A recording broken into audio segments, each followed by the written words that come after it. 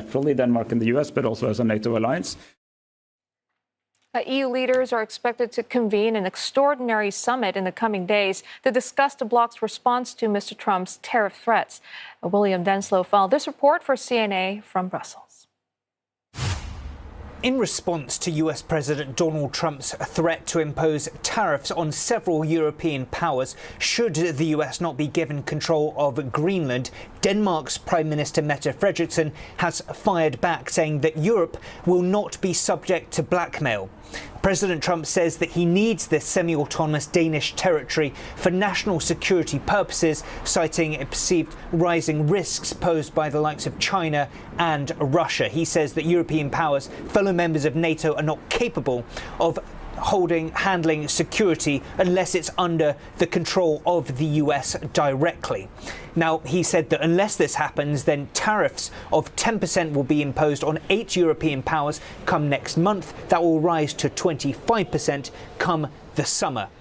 We have had a joint statement released by these 8 European powers. They say, in response to Donald Trump's claim that they're playing a dangerous game by increasing their military presence in recent days, they have rejected that, saying that they pose no threat. They call for greater dialogue, and on that issue of tariffs, say that risks to undermine the transatlantic relationship and risks a downward spiral. European ambassadors have also met, and they are discussing essentially coordination on what to do next, as well as to take stock of the situation, that according to European officials. When it comes to what action could be taken, well, we already know from several European political parties that they are not prepared to ratify the US-EU trade deal that was brokered last summer, essentially putting that on ice. But some want further action still.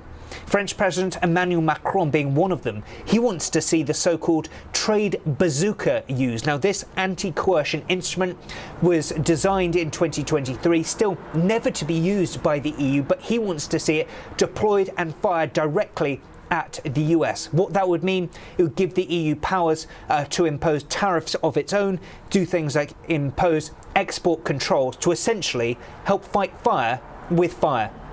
For CNA, I'm William Denselow in Brussels.